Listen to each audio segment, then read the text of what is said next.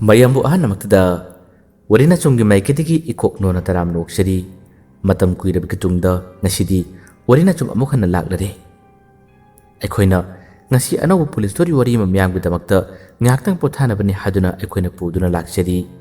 ꯑꯩꯈꯣꯏꯅ ꯄꯨꯖꯔꯛꯂꯤꯕ ꯋꯥꯔꯤ ꯑꯁꯤꯒꯤ ꯃꯃꯤꯡ ꯑꯁꯤꯅ ꯆꯤꯡꯈꯣꯡꯗꯨꯒꯤ ꯂꯩꯔꯥꯡꯅ ꯀꯧꯔꯤ ꯇꯥꯕꯤꯔꯁꯤ ꯀꯨꯏꯔꯕꯒꯤ ꯇꯨꯡꯗ ꯋꯥꯔꯤꯅ ꯆꯨꯝꯅ ꯄꯨꯖꯔꯛꯄ ꯋꯥꯔꯤꯗ ꯆꯤꯡꯈꯣꯡꯗꯨꯒꯤ ꯂꯩꯔꯥꯡꯅ ꯀꯧꯔꯤ ꯅꯨꯃꯤꯠ ꯑꯁꯦ ꯅꯣꯡ ꯂꯦꯞꯄ ꯂꯩꯇꯅ ꯆꯨꯕ ꯏꯉꯥ ꯊꯥꯒꯤ ꯃꯇꯝ ꯑꯣꯏꯔꯤ ꯅꯣꯡ ꯆꯨꯈꯤꯕꯗꯤ ꯅꯨꯃꯤꯠ 4-5 ꯐꯥꯈ꯭ꯔꯕꯅꯤ ꯑꯗꯨꯕꯨ ꯉꯁꯤꯒꯤ ꯅꯨꯃꯤꯠ ꯑꯁꯤꯗꯤ ꯑꯌꯨꯛꯇꯒꯤ ꯍꯧꯅ ꯆꯨꯔꯛꯄꯗꯨꯅ ꯅꯨꯃꯤꯗꯥꯡꯒꯤ ꯃꯇꯝ ꯑꯁꯤ ꯐꯥꯎꯕꯗ ꯂꯦꯞꯄ ꯂꯩꯇꯅ ꯆꯨꯔꯤ ꯃꯔꯛ ꯃꯔꯛꯇ ꯅꯨꯡꯁꯤꯠ ꯀꯟꯅ ꯀꯟꯅ ꯁꯤꯠꯄ ꯅꯣꯡ ꯀꯟꯅ ꯀꯟꯅ ꯈꯣꯡꯕ ꯀꯌꯥ ꯑꯁꯤꯅ ꯃꯔꯝ ꯑꯣꯏꯔꯒ ꯌꯨꯝꯒꯤ ꯅꯨꯄꯤ ꯑꯉꯥꯡꯁꯤꯡꯗꯤ ꯃꯄꯥꯟ ꯐꯥꯎꯕ ꯊꯣꯛꯄ ꯇꯟꯅꯔꯕꯅꯤ ꯃꯔꯛꯁꯤꯗ ꯑꯃꯔ ꯃꯍꯥꯛꯁꯨ ꯉꯁꯤꯒꯤ ꯅꯨꯃꯤꯠ ꯑꯁꯦ ꯌꯨꯝꯗꯒꯤ ꯀꯌꯥ ꯊꯣꯛꯇ꯭ꯔꯕꯅꯤ ꯑꯌꯨꯛ ꯅꯨꯡꯊꯤꯜꯒꯤ ꯃꯇꯝꯗꯕꯨꯗꯤ ꯉꯥꯏꯍꯥꯛꯇꯪ ꯀꯩꯔꯣꯜ ꯂꯩꯀꯥꯏꯗ ꯁꯥꯇꯤꯟ ꯑꯃ ꯇꯨꯞꯇꯨꯅ ꯊꯣꯛꯂꯨꯕꯅꯤ ꯑꯗꯨꯕꯨ ꯅꯨꯃꯤꯗꯥꯡꯒꯤ ꯃꯇꯝ ꯑꯁꯤꯗꯤ ꯃꯃꯥꯟꯅꯕ ꯀꯅꯥꯃꯠꯇ ꯄꯨꯟꯗꯅ ꯃꯍꯥꯛ ꯀꯥꯗ ꯇꯨꯃꯤꯟꯅ ꯄꯣꯊꯥꯔꯤ ꯍꯟꯗꯛ ꯃꯔꯛꯁꯦ ꯃꯍꯥꯛ ꯊꯣꯛꯄꯁꯨ ꯌꯥꯝꯅ ꯇꯜꯂꯝꯃꯤ ꯃꯁꯥꯗ ꯍꯩꯅꯗꯕ ꯅꯨꯡꯉꯥꯏꯇꯕ ꯈꯔꯗꯤ ꯑꯗꯨꯝ ꯐꯥꯎꯔꯤ ꯇꯨꯝꯕꯁꯨ ꯌꯥꯗꯕꯅꯤꯅ ꯀꯥꯒꯤ ꯊꯣꯡꯅꯥꯎ ꯑꯁꯤ ꯍꯥꯡꯗꯣꯛꯏ ꯉꯥꯏꯍꯥꯛꯇꯪ ꯆꯧꯀ꯭ꯔꯤ ꯑꯃꯗ ꯐꯝꯗꯨꯅ ꯋꯥꯈꯜ ꯀꯌꯥ ꯑꯃ ꯈꯜꯂꯤ ꯑꯃꯨꯛꯁꯨ ꯑꯩꯕꯨ ꯇꯨꯝꯕ ꯆꯪꯂꯁꯤꯔꯥ ꯍꯥꯏꯗꯨꯅ ꯑꯃꯔ ꯈꯜꯂꯤ ꯑꯗꯨꯕꯨ ꯐꯃꯨꯡ ꯑꯁꯤꯗ ꯂꯩꯕ ꯃꯇꯝꯗ ꯇꯨꯝꯊꯕ ꯁꯨꯡꯌꯥ ꯌꯥꯗꯕꯗꯒꯤ ꯑꯃꯨꯛ ꯊꯣꯛꯂꯛꯄꯅꯤ ꯃꯩꯁꯨ ꯉꯥꯟꯕꯅꯤꯅ ꯃꯥꯅ ꯊꯣꯡꯅꯥꯎ ꯍꯥꯡꯗꯣꯛꯄ ꯃꯇꯝꯗ ꯑꯁꯣꯝ ꯃꯄꯥꯟꯂꯣꯝꯗ ꯀꯔꯤꯒꯨꯝꯕ ꯈꯔ ꯑꯗꯨꯝ ꯎꯕ ꯐꯪꯏ ꯋꯥꯈꯜ ꯑꯃꯗ ꯃꯪꯗꯨꯅ ꯃꯄꯥꯟꯂꯣꯝꯗ ꯃꯥꯒꯤ ꯃꯤꯠꯌꯦꯡ ꯑꯁꯤꯅ ꯑꯗꯨꯝ ꯌꯦꯡꯏ ꯃꯇꯝ ꯑꯁꯤꯗꯅꯤ ꯏꯈꯪ ꯈꯪꯍꯧꯗꯅ ꯈꯔ ꯂꯥꯞꯇꯛꯅ ꯃꯥꯅ ꯌꯦꯡꯂꯤꯕ ꯊꯣꯡꯅꯥꯎ ꯑꯁꯤ ꯃꯄꯥꯟꯂꯣꯝꯗꯅꯤ ꯀꯅꯥꯒꯨꯝꯕ ꯑꯃꯈꯛ ꯃꯀꯣꯛ ꯑꯁꯦ ꯄꯨꯟꯅ ꯀꯨꯞꯁꯤꯜꯂꯒ ꯇꯞꯅ ꯇꯞꯅ ꯆꯠꯈꯤꯕ ꯈꯣꯡꯊꯥꯡ ꯑꯁꯦ ꯑꯃꯔꯅ ꯋꯥꯈꯜ ꯑꯃꯗ ꯈꯜꯂꯝꯕ ꯇꯥꯔꯕꯁꯨ ꯃꯥꯅ ꯎꯔꯝꯃꯤ ꯃꯗꯨ ꯎꯕ ꯃꯇꯝ ꯑꯁꯤꯗ ꯑꯃꯔꯁꯦ ꯈꯪꯄ꯭ꯔꯦꯛ ꯈꯪꯅ ꯀꯅꯥꯅꯣ ꯃꯁꯤꯕꯨ ꯀꯅꯥꯅꯣꯅꯦ ꯍꯥꯏꯗꯨꯅ ꯃꯍꯥꯛꯅ ꯃꯃꯤꯠ ꯑꯁꯤ ꯀꯨꯞꯇꯕ ꯃꯈꯩ ꯆꯠꯂꯤꯕ ꯁꯛꯇꯝ ꯑꯗꯨꯕꯨ ꯌꯦꯡꯏ ꯋꯥꯂꯣꯟ ꯀꯔꯤꯃꯠꯇ ꯉꯥꯡꯗꯦ ꯅꯣꯡ ꯆꯨꯕꯁꯤꯗ ꯈꯨꯗꯣꯡꯆꯥꯕ ꯂꯧꯗꯨꯅ ꯄꯣꯠꯆꯩ ꯍꯨꯕ ꯂꯥꯛꯂꯤꯕ꯭ꯔꯥ ꯍꯥꯏꯗꯨꯅ ꯑꯃꯔꯒꯤ ꯋꯥꯈꯜꯗꯁꯨ ꯑꯃꯨꯛ ꯈꯜꯂꯤ ꯆꯠꯂꯤꯕ ꯁꯛꯇꯝ ꯑꯁꯦ ꯅꯥꯛꯌꯦꯠ ꯑꯀꯣꯏꯕꯗꯁꯨ ꯀꯦꯔꯨ ꯀꯦꯔꯨ ꯌꯦꯡꯗꯨꯅ ꯑꯗꯨꯝ ꯆꯠꯂꯤꯕꯁꯦ ꯑꯃꯔꯅ ꯎꯔꯔꯦ ꯃꯁꯤꯗꯒꯤ ꯅꯨꯃꯤꯗꯥꯡꯒꯤ ꯑꯊꯦꯡꯕ ꯃꯇꯝ ꯑꯣꯏꯔꯕꯁꯨ ꯃꯉꯣꯟꯗ ꯑꯀꯤ ꯇꯨꯖꯨꯡꯕꯁꯤ ꯀꯔꯤꯃꯠꯇ ꯐꯥꯎꯈꯤꯗ꯭ꯔꯦ ꯃꯥꯒꯤ ꯇꯣꯔꯆꯂꯥꯏꯠ ꯑꯃꯈꯛ ꯂꯩ ꯃꯁꯦ ꯇꯞꯅ ꯂꯧꯊꯣꯛꯏ ꯑꯗꯨꯒ ꯃꯈꯣꯏꯒꯤ ꯌꯨꯝꯒꯤ ꯊꯣꯡ ꯑꯁꯤ ꯍꯥꯡꯗꯣꯛꯇꯨꯅ ꯆꯠꯂꯤꯕ ꯁꯛꯇꯝ ꯑꯁꯤ ꯇꯥꯟꯅꯔꯒꯦ ꯃꯁꯤ ꯀꯗꯥꯏꯗ ꯆꯠꯂꯤꯕꯅꯣ ꯌꯦꯡꯒꯦ ꯍꯥꯏꯗꯨꯅ ꯑꯃꯔꯁꯦ ꯊꯣꯛꯂꯛꯄꯅꯤ ꯃꯍꯥꯛꯅ ꯊꯣꯛꯂꯛꯄ ꯃꯇꯝꯗꯗꯤ ꯉꯁꯥꯏ ꯃꯥꯒꯤ ꯊꯣꯡꯅꯥꯎ ꯃꯄꯥꯟꯂꯣꯝꯗ ꯎꯈꯤꯕ ꯁꯛꯇꯝ ꯑꯗꯨ ꯍꯧꯖꯤꯛꯇꯤ ꯎꯗ꯭ꯔꯦ ꯀꯗꯣꯝ ꯆꯠꯈꯤꯕꯅꯣ ꯀꯗꯥꯏꯗ ꯂꯩꯈꯤꯕꯅꯣ ꯍꯥꯏꯕ ꯑꯃꯔꯅ ꯈꯪꯕ ꯉꯝꯗ꯭ꯔꯦ ꯂꯩꯔꯝꯗ꯭ꯔꯦ ꯊꯨꯅ ꯃꯥꯡꯉꯤꯗ ꯀꯗꯣꯝ ꯆꯠꯈꯤꯕꯅꯣꯅꯦ ꯍꯥꯏꯗꯨꯅ ꯃꯍꯥꯛꯁꯦ ꯀꯣꯏꯂꯩ ꯂꯩꯗꯨꯅ ꯌꯦꯡꯈꯠꯂꯛꯄꯅꯤ ꯑꯗꯨꯕꯨ ꯆꯠꯈ꯭ꯔꯤꯕ ꯁꯛꯇꯝ ꯑꯗꯨ ꯀꯗꯣꯝ ꯆꯠꯈꯤꯕꯅꯣ ꯀꯗꯥꯏꯗ ꯂꯩꯈꯤꯕꯅꯣ ꯍꯥꯏꯕ ꯈꯪꯕ ꯉꯝꯗ꯭ꯔꯦ ꯇꯣꯔꯆꯂꯥꯏꯠꯇꯨ ꯀꯥꯞꯇꯨꯅ ꯃꯥꯒꯤ ꯌꯨꯝꯒꯤ ꯑꯀꯣꯏꯕꯗ ꯀꯣꯏꯆꯠ ꯆꯠꯇꯨꯅ ꯑꯃꯔꯅ ꯊꯤꯔꯝꯃꯤ ꯃꯁꯤ ꯐꯥꯎꯕꯗ ꯃꯤ ꯃꯥꯜꯂꯕ ꯁꯛꯇꯝ ꯑꯗꯨ ꯀꯗꯣꯝꯗ ꯂꯩꯈꯤꯕꯅꯣ ꯍꯥꯏꯕ ꯈꯪꯕ ꯉꯝꯗ꯭ꯔꯦ ꯐꯅꯥꯝꯅ ꯆꯠꯂꯤ ꯐꯅꯥꯝꯅ ꯌꯦꯡꯉꯤ ꯎꯕ ꯉꯝꯗ꯭ꯔꯦ ꯑꯃꯔ ꯋꯥꯈꯜ ꯃꯣꯟ ꯃꯣꯟ ꯈꯜꯂꯛꯏ ꯀꯔꯤꯅꯣꯅꯦ ꯑꯩꯒꯤ ꯋꯥꯈꯜꯅ ꯑꯣꯏꯔꯤꯕ꯭ꯔꯥ ꯍꯟꯗꯛ ꯃꯔꯛ ꯊꯣꯛꯑꯣꯏꯗꯕ ꯊꯧꯗꯣꯛ ꯈꯔꯁꯨ ꯊꯣꯛꯂꯦ ꯀꯔꯤꯅꯣ ꯑꯩꯒꯤ ꯃꯤꯠꯇ ꯎꯔꯛꯏꯁꯤꯅ ꯏꯃꯥꯟꯅꯕ ꯅꯥꯎꯇꯣꯝꯕꯗ ꯇꯧꯕ ꯊꯕꯛ ꯑꯗꯣ ꯑꯩꯉꯣꯟꯗ ꯇꯧꯒꯗꯧꯔꯤꯕꯖꯥꯠꯂꯅꯦ ꯑꯩꯕꯨ ꯆꯪꯕꯅ ꯐꯒꯗ꯭ꯔꯥꯅꯦ ꯍꯥꯏꯗꯨꯅ ꯃꯍꯥꯛꯁꯦ ꯅꯥꯎꯇꯣꯝꯕꯒꯤ ꯋꯥꯈꯜ ꯈꯔ ꯅꯤꯡꯁꯤꯡꯂꯛꯂꯒ ꯑꯃꯔꯁꯦ ꯆꯪꯂꯒꯦ ꯍꯥꯏꯗꯨꯅ ꯋꯥꯈꯜ ꯑꯃ ꯈꯜꯂꯛꯄꯅꯤ ꯃꯁꯤꯒꯤ ꯃꯇꯝ ꯑꯁꯤꯗꯅꯤ ꯑꯃꯔꯅ ꯈꯣꯡꯊꯥꯡ ꯑꯃꯅꯤ ꯍꯦꯛ ꯊꯥꯡꯕ ꯍꯧꯕ ꯃꯇꯝ ꯑꯁꯤꯗ ꯃꯥꯒꯤ ꯇꯨꯡꯂꯣꯝꯗꯒꯤ ꯊꯕꯥꯛꯂꯣꯝꯗ ꯈꯨꯠ ꯑꯃꯅ ꯇꯞꯅ ꯀꯣꯟꯁꯤꯜꯂꯛꯄꯅꯤ ꯃꯤꯀꯨꯞ ꯈꯔꯒꯤ ꯃꯃꯥꯡ ꯑꯁꯤꯗ ꯌꯥꯝꯅ ꯀꯤꯕ ꯍꯩꯅꯗꯕ ꯈꯔ ꯐꯥꯎꯔꯤꯉꯩ ꯃꯇꯝꯗ ꯑꯗꯨꯝꯅ ꯀꯣꯜꯂꯛꯄꯗꯤ ꯑꯃꯔꯁꯦ ꯈꯪꯄ꯭ꯔꯦꯛ ꯈꯪꯈꯤꯕ ꯑꯃꯗꯤ ꯄꯥꯈꯠꯈꯤꯕ ꯀꯌꯥ ꯑꯗꯨꯅ ꯃꯔꯝ ꯑꯣꯏꯔꯒ ꯇꯣꯔꯆꯂꯥꯏꯠ ꯄꯥꯏꯔꯤꯕ ꯈꯨꯠ ꯑꯁꯤꯅ ꯈꯨꯅꯤꯡ ꯑꯗꯨꯅ ꯋꯥꯏꯈꯤꯕꯅꯤ ꯌꯥꯝꯅ ꯀꯟꯅꯁꯨ ꯏꯃꯥ ꯍꯥꯏꯗꯨꯅ ꯂꯥꯎꯏ ꯃꯥꯅ ꯈꯨꯅꯤꯡꯅ ꯋꯥꯏꯕ ꯃꯇꯝꯗꯤ ꯇꯨꯡꯂꯣꯝꯗ ꯀꯣꯜꯂꯛꯄ ꯁꯛꯇꯝ ꯑꯁꯦ ꯈꯨꯅꯤꯡꯗꯨꯅ ꯃꯐꯝ ꯆꯥꯅ ꯄꯥꯟꯈꯤꯕꯗꯒꯤ ꯃꯍꯥꯛꯁꯦ ꯆꯩꯅꯥ ꯐꯥꯎꯗꯨꯅ ꯂꯩꯃꯥꯏꯊꯛꯇ ꯇꯥꯔꯝꯃꯤ ꯃꯁꯤ ꯐꯥꯎꯕꯗ ꯑꯃꯔꯁꯦ ꯍꯟꯅ ꯐꯥꯎꯕ ꯌꯦꯡꯉꯝꯗꯅ ꯃꯍꯥꯛꯁꯦ ꯏꯃꯨꯡꯗ ꯆꯤꯟꯁꯤꯜꯂꯛꯄꯅꯤ ꯃꯥꯡꯒꯣꯜ ꯌꯧꯔꯕ ꯃꯇꯝꯗꯗꯤ ꯃꯍꯥꯛꯅ ꯉꯁꯥꯏ ꯈꯨꯅꯤꯡꯅ ꯋꯥꯏꯈꯤꯕꯗꯣ ꯀꯔꯤꯃꯛꯇꯗꯤ ꯑꯣꯏꯔꯤꯒꯕ ꯍꯥꯏꯗꯨꯅ ꯃꯍꯥꯛꯅ ꯂꯩꯊꯣꯛꯇꯨꯅ ꯌꯦꯡꯉꯤ ꯃꯇꯝ ꯑꯁꯤꯗ ꯆꯩꯅꯥ ꯐꯥꯎꯗꯨꯅ ꯃꯁꯥꯁꯤ ꯅꯥꯟꯗꯨꯅ ꯇꯨꯔꯕ ꯃꯇꯧ ꯑꯁꯦ ꯑꯃꯔꯅ ꯎꯔꯝꯃꯤ ꯑꯃꯔ ꯆꯞ ꯂꯦꯞꯄꯤ ꯌꯦꯡꯂꯤ ꯐꯠꯇꯕ ꯁꯥꯔꯣꯏ ꯂꯥꯏꯒꯨꯝꯕ ꯑꯣꯏꯕ ꯇꯥꯔꯕꯗꯤ ꯑꯁꯨꯝꯕꯗꯤ ꯇꯧꯔꯣꯏ ꯀꯔꯤꯅꯣ ꯁꯤꯕꯣ ꯑꯩꯕꯨ ꯆꯪꯁꯤꯔꯥꯅꯦ ꯍꯥꯏꯗꯨꯅ ꯑꯃꯨꯛꯁꯨ ꯈꯜꯂꯤ ꯅꯤꯡꯖꯤꯡ ꯃꯥꯡꯖꯤꯡꯅꯔꯤ ꯆꯩꯅꯥ ꯐꯥꯎꯗꯨꯅ ꯃꯁꯥꯗ ꯑꯌꯨ ꯑꯌꯨ ꯇꯧꯔꯤꯕꯁꯤ ꯑꯃꯔꯅ ꯇꯥꯔꯝꯃꯤ ꯃꯁꯤꯗꯒꯤ ꯑꯃꯔ ꯌꯥꯝꯅ ꯇꯝꯅ ꯆꯪꯁꯤꯜꯂꯤ ꯆꯪꯁꯤꯜꯂꯕꯁꯨ ꯃꯅꯥꯛꯇ ꯌꯥꯝꯅ ꯅꯛꯅ ꯑꯃꯔ ꯂꯦꯞꯄꯗꯤ ꯉꯝꯗꯦ ꯇꯣꯔꯆꯂꯥꯏꯠꯇꯨꯅ ꯄꯤꯄꯤ ꯀꯥꯞꯁꯤꯜꯂꯤ ꯑꯗꯨꯒ ꯌꯥꯝꯅ ꯀꯟꯅ ꯅꯪ ꯀꯅꯥꯅꯣ ꯍꯥꯏꯗꯨꯅ ꯑꯃꯔꯅ ꯂꯥꯎꯔꯝꯃꯤ ꯃꯥꯅ ꯍꯪꯉꯝꯃꯤ ꯃꯇꯝ ꯑꯁꯤꯗ ꯃꯀꯣꯛꯇ ꯃꯐꯤ ꯀꯨꯞꯁꯤꯜꯂꯕꯁꯨ ꯃꯥꯒꯤ ꯃꯩꯊꯣꯡ ꯑꯁꯤꯅ ꯆꯩꯅꯥ ꯐꯥꯎꯗꯨꯅ ꯇꯞꯅ ꯂꯦꯡꯂꯛꯄ ꯃꯇꯧ ꯑꯁꯤ ꯑꯃꯔꯅ ꯎꯔꯛꯏ ꯎꯔꯤꯕꯁꯦ ꯑꯇꯩ ꯀꯅꯥꯁꯨ ꯑꯣꯏꯔꯝꯗ꯭ꯔꯦ ꯅꯥꯎꯇꯣꯝꯕ ꯍꯥꯏꯔꯤꯕ ꯉꯁꯥꯏ ꯃꯥꯅ ꯀꯔꯤꯒꯨꯝꯕ ꯈꯔꯗꯤ ꯁꯣꯟꯈꯤꯕ ꯅꯨꯄꯥꯗꯨ ꯑꯣꯏꯔꯝꯃꯤ ꯅꯥꯎꯇꯣꯝꯕ ꯑꯣꯏꯔꯝꯕꯗꯒꯤ ꯑꯃꯔ ꯆꯦꯟꯁꯤꯜꯂꯤ ꯑꯗꯨꯒ ꯅꯥꯎꯇꯣꯝꯕ ꯍꯥꯏꯗꯨꯅ ꯃꯥꯕꯨ ꯀꯟꯈꯠꯂꯤ ꯅꯥꯎꯇꯣꯝꯕ ꯃꯃꯥꯏꯒꯤ ꯃꯇꯦꯛ ꯈꯔꯗꯤ ꯄꯣꯝꯂꯦ ꯑꯃꯔꯅ ꯈꯨꯅꯤꯡ ꯅꯨꯡꯉꯥꯏꯈꯤꯕꯒꯤꯅꯤ ꯅꯥꯎꯇꯣꯝꯕ ꯅꯣꯡꯅꯁꯨ ꯄꯨꯡꯆꯣꯠ ꯆꯣꯠꯂꯤ ꯑꯃꯔꯅ ꯄꯥꯡꯈꯠꯇꯨꯅ ꯀꯩꯅꯣ ꯅꯪ ꯇꯧꯔꯤꯁꯤꯕꯣ ꯀꯔꯤꯒꯤꯅꯣ ꯊꯦꯡꯂꯕ ꯃꯇꯝ ꯑꯁꯤꯗ ꯁꯣꯝꯗ ꯂꯥꯛꯂꯤꯕꯗꯤ ꯁꯦ ꯍꯧꯒꯠꯂꯣ ꯍꯥꯏꯗꯨꯅ ꯑꯃꯔꯅ ꯃꯥꯕꯨ ꯆꯤꯡꯈꯠꯂꯤ ꯑꯗꯨꯕꯨ ꯅꯥꯎꯇꯣꯝꯕ ꯋꯥꯈꯜ ꯑꯃꯅꯤ ꯃꯑꯣꯡ ꯑꯃꯅꯤ ꯃꯃꯤꯠ ꯑꯁꯤ ꯀꯣꯏꯔꯦ ꯂꯩꯗꯨꯅ ꯑꯀꯣꯏꯕꯁꯤꯗ ꯑꯗꯨꯝ ꯌꯦꯡꯉꯤ ꯐꯅ ꯀꯟꯅ ꯑꯃꯔꯅ ꯋꯥꯔꯤ ꯁꯥꯔꯕꯁꯨ ꯅꯥꯎꯇꯣꯝꯕꯒꯤ ꯃꯤꯠꯌꯦꯡ ꯅꯥꯌꯦꯡ ꯃꯥꯒꯤ ꯃꯑꯣꯡ ꯃꯇꯧꯗꯤ ꯇꯣꯉꯥꯟꯅ ꯑꯃꯅꯤ ꯃꯁꯤ ꯈꯨꯗꯤꯡꯃꯛꯁꯤꯡ ꯑꯁꯤ ꯑꯃꯔꯅ ꯂꯣꯏꯅ ꯈꯪꯉꯤ ꯊꯦꯝꯅꯧꯗꯨꯅ ꯃꯍꯥꯛꯁꯦ ꯃꯇꯣꯝꯇ ꯑꯁꯨꯝꯅ ꯋꯥꯈꯜ ꯑꯃꯗ ꯂꯥꯛꯂꯤꯕꯁꯦ ꯃꯌꯨꯝ ꯌꯧꯅꯕ ꯊꯤꯟꯕꯤꯒꯦ ꯍꯥꯏꯗꯨꯅ ꯑꯃꯔꯅ ꯈꯜꯂꯤ ꯃꯥꯒꯤ ꯃꯔꯦꯡꯕꯥꯟꯗ ꯀꯣꯜꯍꯜꯂꯤ ꯑꯗꯨꯒ ꯆꯠꯁꯤ ꯂꯥꯎ ꯌꯨꯝꯗ ꯆꯠꯁꯤ ꯂꯥꯎꯅꯦ ꯅꯣꯡ ꯃꯔꯛ ꯑꯁꯤꯗ ꯅꯪ ꯅꯥꯕ ꯇꯥꯔꯦ ꯅꯨꯃꯤꯗꯥꯡꯒꯤ ꯃꯇꯝꯗ ꯑꯩꯅ ꯅꯪꯕు ꯊꯣꯛꯀꯅꯨ ꯍꯥꯏꯗ꯭ꯔꯥ ꯉꯁꯤꯗꯤ ꯅꯣꯡ ꯀꯟꯅ ꯆꯨꯕꯗꯒꯤ ꯑꯩ ꯅꯈꯣꯏꯗ ꯂꯥꯛꯇꯕꯅꯤ ꯑꯩꯅ ꯉꯔꯥꯡ ꯂꯥꯛꯄꯗꯁꯨ ꯅꯪꯉꯣꯟꯗ ꯐꯖꯅ ꯋꯥꯔꯤ ꯁꯥꯔꯝꯃꯤꯗꯨꯅꯤ ꯆꯠꯁꯤ ꯂꯥꯎꯅꯦ ꯍꯥꯏꯗꯨꯅ ꯃꯥꯅ ꯅꯥꯎꯇꯣꯝꯕꯕꯨ ꯊꯦꯝꯗꯨꯅ ꯃꯌꯨꯝꯗ ꯄꯨꯗꯨꯅ ꯂꯥꯛꯏ ꯅꯥꯎꯇꯣꯝꯕꯗꯤ ꯑꯃꯔꯅ ꯍꯥꯏꯕ ꯈꯨꯗꯤꯡꯃꯛ ꯑꯗꯨꯝ ꯌꯥꯏ ꯑꯗꯨꯕꯨ ꯌꯥꯕ ꯇꯥꯔꯕꯁꯨ ꯋꯥꯗꯤ ꯀꯔꯤꯃꯠꯇ ꯉꯥꯡꯗꯦ ꯃꯥꯒꯤ ꯃꯤꯠ ꯑꯁꯤꯅ ꯀꯣꯏꯔꯦ ꯂꯩꯗꯨꯅ ꯀꯨꯌꯦꯡ ꯌꯦꯡꯉꯤ ꯀꯔꯤꯒꯨꯝꯕꯗ ꯃꯥꯒꯤ ꯁꯛꯇꯝ ꯃꯥꯏꯊꯣꯡ ꯑꯁꯤꯅꯗꯤ ꯑꯀꯤꯕꯒꯤ ꯃꯃꯤ ꯃꯥꯒꯤ ꯃꯁꯥꯗ ꯇꯥꯔꯤ ꯃꯁꯤꯃꯛꯅ ꯑꯀꯤꯕꯒꯤ ꯏꯊꯤꯜ ꯈꯔꯗꯤ ꯑꯗꯨꯝ ꯅꯥꯎꯇꯣꯝꯕꯗ ꯐꯥꯎꯏ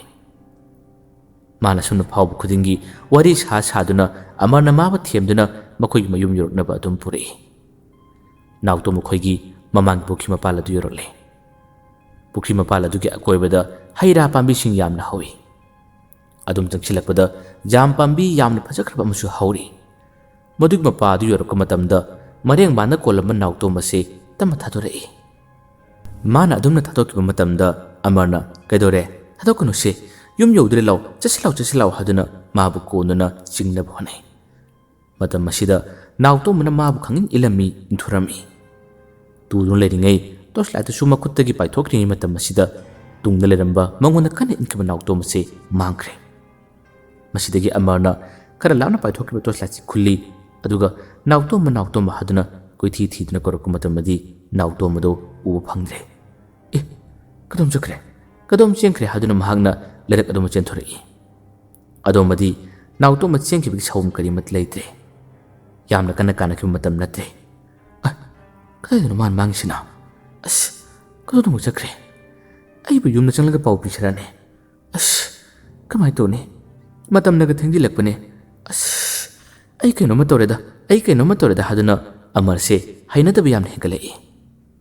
ꯃꯁꯤꯗꯒꯤ ꯄꯨꯈ꯭ꯔꯤ ꯃꯄꯥꯜ ꯑꯁꯤꯒꯤ ꯑꯀꯣꯏꯕꯗ ꯇꯣꯔꯆꯂꯥꯏꯠ ꯑꯗꯨꯅ ꯄꯤꯠ ꯀꯥꯞꯇꯨꯅ ꯀꯣꯏꯔꯦ ꯂꯩꯗꯨꯅ ꯀꯣꯏꯊꯤ ꯊꯤꯔꯝꯃꯤ ꯑꯗꯨꯕꯨ ꯍꯦꯛ ꯃꯄꯥ ꯆꯥꯅꯔꯨꯕ ꯇꯥꯟꯖꯥ ꯍꯥꯏꯕꯗꯨꯅꯤ ꯃꯍꯥꯛꯅ ꯖꯥꯝ ꯄꯥꯝꯕꯤ ꯑꯗꯨꯒꯤ ꯃꯈꯣꯡꯂꯣꯝꯗ ꯑꯗꯨꯝ ꯂꯥꯛꯇꯨꯅ ꯇꯣꯔꯆꯂꯥꯏꯠꯇꯨꯅ ꯄꯤꯠ ꯀꯥꯞꯇꯨꯅ ꯊꯤꯔꯛꯄ ꯃꯇꯝ ꯑꯁꯤꯗ ꯇꯣꯔꯆꯂꯥꯏꯠꯇꯣ ꯃꯊꯛꯂꯣꯝꯗ ꯍꯦꯛ ꯀꯥꯞꯈꯠꯂꯨꯔꯦ ꯃꯇꯝ ꯑꯁꯤꯗꯅꯤ ꯖꯥꯝ ꯄꯥꯝꯕꯤ ꯑꯗꯨꯒꯤ ꯃꯊꯛꯀꯤ ꯎꯁꯥ ꯑꯃꯗ ꯅꯥꯎꯇꯣꯝꯕꯁꯦ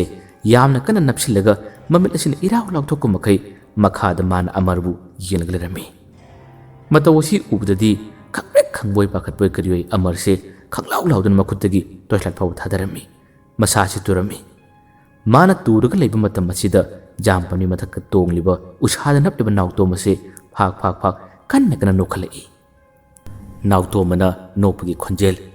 ꯑꯃꯔꯅ ꯃꯥꯒꯤ ꯈꯣꯟꯖꯦꯜ ꯑꯗꯨ ꯇꯥꯕꯗ ꯀꯤꯗꯨꯅ ꯂꯥꯎꯕꯒꯤ ꯈꯣꯟꯖꯦꯜꯁꯤꯡ ꯑꯁꯤ ꯇꯥꯔ ꯃꯥꯜꯂꯦ ꯅꯥꯎꯇꯣꯝꯕꯒꯤ ꯃꯃꯥ ꯑꯃꯗꯤ ꯃꯆꯟꯅꯨꯄꯤ ꯑꯁꯤ ꯆꯦꯟꯊꯣꯔꯛꯏ ꯃꯈꯣꯏ ꯂꯩꯔꯛꯂꯣꯝꯗ ꯄꯨꯈ꯭ꯔꯤ ꯑꯗꯨꯒꯤ ꯃꯅꯥꯛꯇ ꯑꯃꯨꯛ ꯆꯦꯟꯁꯤꯜꯂꯛꯄ ꯃꯇꯝꯗ ꯑꯁꯣꯝꯗ ꯑꯃꯔꯅ ꯀꯤꯗꯨꯅ ꯇꯥꯔꯤꯕ ꯑꯃꯗꯤ ꯃꯊꯛꯇ ꯅꯥꯎꯇꯣꯝꯕꯅ ꯅꯣꯛꯂꯤꯕ ꯃꯇꯧ ꯑꯁꯤ ꯃꯃꯥ ꯑꯃꯗꯤ ꯃꯆꯟꯅꯨꯄꯤꯅ ꯎꯔꯦ ꯃꯇꯧ ꯑꯁꯤ ꯎꯕꯗ ꯑꯊꯦꯡꯕ ꯃꯇꯝꯗꯒ ꯑꯣꯏꯔꯦ ꯃꯈꯣꯏꯁꯨ ꯑꯀꯤꯕ ꯐꯥꯎꯔꯤꯕꯅꯤ ꯃꯤꯀꯨꯞ ꯑꯁꯤꯗ ꯃꯃꯥꯗꯨꯅ ꯑꯃꯔ ꯆꯤꯡꯈꯠꯂꯤ ꯑꯗꯨꯒ ꯑꯃꯔꯗ ꯀꯣꯟꯁꯤꯜꯂꯒ ꯃꯥꯒꯤ ꯃꯆꯥꯅꯨꯄꯥꯒ ꯑꯃꯔꯒꯗꯤ ꯑꯗꯨꯝ ꯄꯨꯟꯕꯅꯤꯅ ꯃꯥꯅ ꯀꯞꯆꯔꯝꯃꯤ ꯀꯔꯤꯅꯣ ꯅꯪꯒꯤ ꯅꯇꯥꯎꯅ ꯇꯧꯔꯤꯕꯁꯤꯕꯨ ꯀꯔꯤꯅꯣ ꯅꯪꯒꯤ ꯅꯇꯥꯎꯅ ꯇꯧꯔꯤꯕ ꯃꯇꯧ ꯑꯁꯤꯕꯨ ꯀꯔꯤꯅꯣ ꯍꯥꯏꯗꯨꯅ ꯃꯥꯅ ꯀꯞꯂꯝꯃꯤ ꯃꯇꯝ ꯑꯁꯤꯗ ꯃꯆꯟꯅꯨꯄꯤ ꯑꯗꯨꯅꯁꯨ ꯇꯥꯃꯣ ꯅꯪ ꯀꯨꯝꯊꯔꯛꯑꯣ ꯅꯪꯅ ꯇꯧꯔꯤꯗꯨ ꯀꯩꯒꯤꯅꯣ ꯍꯥꯏꯗꯨꯅ ꯃꯥꯅ ꯀꯞꯇꯨꯅ ꯍꯥꯏꯖꯔꯝꯃꯤ ꯑꯁꯨꯝꯅ ꯑꯃꯨꯛ ꯊꯦꯝꯅꯧꯗꯨꯅ ꯃꯊꯛꯇ ꯎꯁꯥꯔ ꯇꯣꯡꯂꯤꯕ ꯅꯥꯎꯇꯣꯝ ꯑꯁꯤ ꯃꯈꯣꯏꯅ ꯇꯝꯅ ꯀꯨꯝꯊꯍꯜꯂꯝꯃꯤ꯫ ꯀꯨꯝꯊꯔꯛꯂꯒ ꯌꯨꯝꯗ ꯆꯪꯉꯁꯤ ꯍꯥꯏꯗꯨꯅ ꯊꯦꯝꯅꯧꯗꯨꯅ ꯍꯥꯏꯔꯝꯃꯤ꯫ ꯃꯈꯣꯏ ꯑꯍꯨꯝ ꯆꯪꯗꯨꯅ ꯊꯦꯝꯗꯨꯅ ꯅꯥꯎꯇꯣꯝ ꯑꯁꯤ ꯌꯨꯝꯗ ꯄꯨꯁꯤꯜꯂꯛꯏ꯫ ꯑꯗꯨꯒ ꯃꯥꯒꯤ ꯀꯥꯗ ꯑꯃꯨꯛꯀꯅ ꯄꯣꯊꯥꯅꯕ ꯇꯨꯝꯍꯟꯈ꯭ꯔꯦ꯫ ꯉꯁꯤꯒꯤ ꯑꯌꯨꯛꯀꯤ ꯃꯇꯝꯗ ꯑꯃꯥꯏꯕ ꯂꯥꯛꯑꯝꯕ ꯃꯥꯅ ꯄꯤꯊꯛꯎ ꯍꯥꯏꯕ ꯍꯤꯗꯥꯛ ꯃꯍꯤ ꯑꯗꯨꯁꯨ ꯄꯤꯊꯛꯍꯟꯈ꯭ꯔꯦ꯫ ꯑꯗꯨꯒ ꯇꯨꯝꯃꯨ ꯇꯨꯝꯃꯨꯁꯦ ꯍꯥꯏꯗꯨꯅ ꯊꯦꯝꯗꯨꯅ ꯇꯨꯝꯍꯟꯈ꯭ꯔꯦ꯫ ꯅꯥꯎꯇꯣꯝꯕ ꯇꯨꯃꯤꯟꯅ ꯄꯣꯊꯥꯈ꯭ꯔꯦ꯫ ꯀꯥꯒꯤ ꯊꯣꯡ ꯑꯗꯨ ꯍꯟꯗꯛꯃꯨꯛꯇꯤ ꯃꯄꯥꯟꯂꯣꯝꯗꯒꯤ ꯄꯣꯅꯥ ꯊꯥꯖꯤꯜꯂꯝꯃꯤ꯫ ꯀꯔꯤꯒꯤꯅꯣ ꯍꯥꯏꯕ ꯃꯇꯝꯗ ꯍꯣꯔꯦꯟ ꯑꯃꯨꯛ ꯆꯦꯟꯊꯣꯛꯈꯤꯗꯅꯕ ꯍꯥꯏꯗꯨꯅ ꯇꯧꯔꯤꯕꯅꯤ꯫ ꯊꯣꯔꯛꯂꯕ ꯃꯇꯝꯗ ꯃꯃꯥ ꯑꯃꯗꯤ ꯃꯆꯟꯅꯨꯄꯤ ꯑꯁꯤ ꯄꯪꯀꯞꯇ ꯀꯞꯄꯤ꯫ ꯃꯈꯣꯏꯒꯤ ꯃꯇꯧ ꯑꯗꯨ ꯌꯦꯡꯕ ꯉꯝꯗꯕꯅ ꯑꯃꯔꯅ ꯊꯦꯝꯃꯤ꯫ ꯑꯃꯔꯅ ꯍꯥꯏꯔꯤ, ꯌꯥꯝꯅ ꯊꯨꯅ ꯐꯅꯤꯗ ꯏꯃꯥ, ꯑꯃꯥꯏꯕꯅ ꯐꯖꯅ ꯌꯦꯡꯂꯤꯕ ꯅꯠꯇ꯭ꯔꯥ? ꯊꯨꯅ ꯐꯅꯤꯗ, ꯑꯩꯁꯨ ꯍꯌꯦꯡ ꯉꯟꯅ ꯂꯥꯛꯈꯤ꯫ ꯑꯩꯗꯤ ꯉꯁꯤ ꯄꯥꯈꯠꯄꯅ ꯀꯩꯅꯣꯝꯃ ꯇꯧꯔꯨꯔꯕꯅꯤ꯫ ꯑꯩꯁꯨ ꯄꯣꯊꯥꯕ ꯌꯥꯗꯕꯗꯒꯤ ꯑꯩꯁꯨ ꯀꯥꯒꯤ ꯊꯣꯡꯅꯥꯎ ꯑꯗꯨ ꯍꯥꯡꯗꯣꯛꯇꯨꯅ ꯉꯥꯏꯍꯥꯛꯇꯪ ꯐꯝꯂꯤꯉꯩ ꯃꯇꯝꯗꯅꯤ ꯑꯩꯈꯣꯏꯒꯤ ꯁꯨꯃꯥꯡ ꯌꯦꯅꯈꯥꯔꯣꯝꯗꯅꯤ ꯃꯥꯅ ꯅꯣꯡ ꯄꯨꯡꯆꯣꯠ ꯆꯣꯠꯄ ꯃꯈꯩ ꯃꯁꯥꯁꯤ ꯐꯤ ꯄꯨꯟꯅ ꯀꯨꯞꯁꯤꯜꯂꯒ ꯂꯥꯛꯈꯤꯕꯗꯣ꯫ ꯃꯗꯨꯒꯤ ꯋꯥꯗꯨ ꯇꯥꯕꯗ ꯃꯃꯥꯅ ꯑꯃꯨꯛ ꯈꯨꯝꯃꯤ, ꯈꯪꯗꯦ, ꯅꯇꯥꯎꯒꯤ ꯃꯇꯧ ꯑꯁꯤ ꯀꯔꯤꯅꯣ? ꯃꯍꯥꯛꯅ ꯑꯁꯨꯝꯅ ꯃꯤꯔꯣꯟ ꯇꯥꯗꯅ ꯁꯨꯝ ꯂꯩꯈꯤꯕ ꯇꯥꯔꯕꯗꯤ ꯑꯩꯈꯣꯏꯗꯤ ꯀꯔꯤ ꯑꯣꯏꯒꯅꯤ? ꯃꯥꯅ ꯑꯁꯨꯝꯅ ꯅꯥꯔꯤꯕꯁꯦ ꯆꯌꯣꯜ ꯑꯃ ꯐꯥꯔꯕꯅꯤ꯫ ꯍꯧꯖꯤꯛ ꯐꯥꯎꯕ ꯐꯒꯠꯂꯛꯄ ꯀꯧꯕ ꯀꯔꯤꯃꯠꯇ ꯂꯩꯇꯦ꯫ ꯑꯣ, ꯑꯩꯒꯤ ꯆꯥꯁꯦ ꯂꯃꯈꯥꯡꯗ ꯍꯦꯛ ꯃꯥꯡꯗꯣꯔꯦꯗꯣ ꯍꯥꯏꯗꯨꯅ ꯃꯃꯥꯁꯤ ꯀꯞꯄꯤ꯫ ꯃꯃꯥꯗꯨꯅ ꯀꯞꯄ ꯃꯇꯝꯗ ꯃꯆꯟꯅꯨꯄꯤꯁꯨ ꯑꯗꯨꯝ ꯀꯞꯄ ꯌꯥꯎꯔꯤꯕꯅꯤ꯫ ꯑꯃꯔꯅ ꯃꯈꯣꯏꯕꯨ ꯊꯦꯝꯃꯤ, ꯐꯅꯤꯗ, ꯐꯠꯇ꯭ꯔꯒꯅ ꯑꯇꯣꯞꯄ ꯑꯃꯥꯏꯕ ꯌꯦꯡꯁꯤ ꯍꯥꯏꯔꯝꯂꯒ ꯑꯃꯔꯁꯨ ꯃꯇꯝ ꯑꯗꯨ ꯊꯦꯡꯕꯅꯤ ꯃꯍꯥꯛꯁꯦ ꯆꯠꯂꯒꯦ ꯍꯥꯏꯗꯨꯅ ꯇꯣꯔꯆꯂꯥꯏꯠꯇꯣ ꯄꯤꯠ ꯄꯤꯠ ꯀꯥꯞꯇꯨꯅ ꯃꯍꯥꯛ ꯆꯠꯈꯤꯔꯝꯃꯤ꯫ ꯆꯠꯄ ꯃꯇꯝꯗ ꯉꯁꯥꯏꯒꯤ ꯄꯨꯈ꯭ꯔꯤ ꯃꯄꯥꯟ ꯖꯥꯝ ꯄꯥꯟꯕꯤ ꯑꯗꯨꯒꯤ ꯃꯈꯣꯡ ꯃꯌꯥ ꯌꯧꯔꯛꯄ ꯃꯇꯝꯗꯁꯨ ꯑꯃꯔꯁꯦ ꯌꯥꯝꯅ ꯍꯩꯅꯔꯝꯗꯦ꯫ ꯀꯔꯤꯒꯤ ꯍꯩꯅꯗ꯭ꯔꯤꯕꯅꯣ ꯍꯥꯏꯕ ꯃꯇꯝꯗ ꯅꯥꯎꯇꯣꯝꯕꯅ ꯇꯧꯈꯤꯕ ꯃꯑꯣꯡ ꯃꯇꯧ ꯑꯗꯨꯅ ꯍꯩꯅꯗꯕꯅꯤ꯫ ꯑꯗꯨꯕꯨ ꯀꯤꯅ ꯌꯨꯝ ꯌꯧꯍꯧꯔꯒꯦ ꯍꯥꯏꯗꯨꯅ ꯑꯃꯔ ꯑꯁꯤ ꯅꯣꯡ ꯈꯔ ꯄꯥꯊꯔꯤꯉꯩ ꯃꯇꯝ ꯑꯁꯤꯗ ꯆꯦꯟꯕꯣꯏ ꯆꯠꯄꯣꯏ ꯇꯧꯔꯝꯃꯤ꯫ ꯑꯗꯨꯒ ꯍꯧꯖꯤꯛꯇꯤ ꯌꯨꯝ ꯌꯧꯈ꯭ꯔꯦ꯫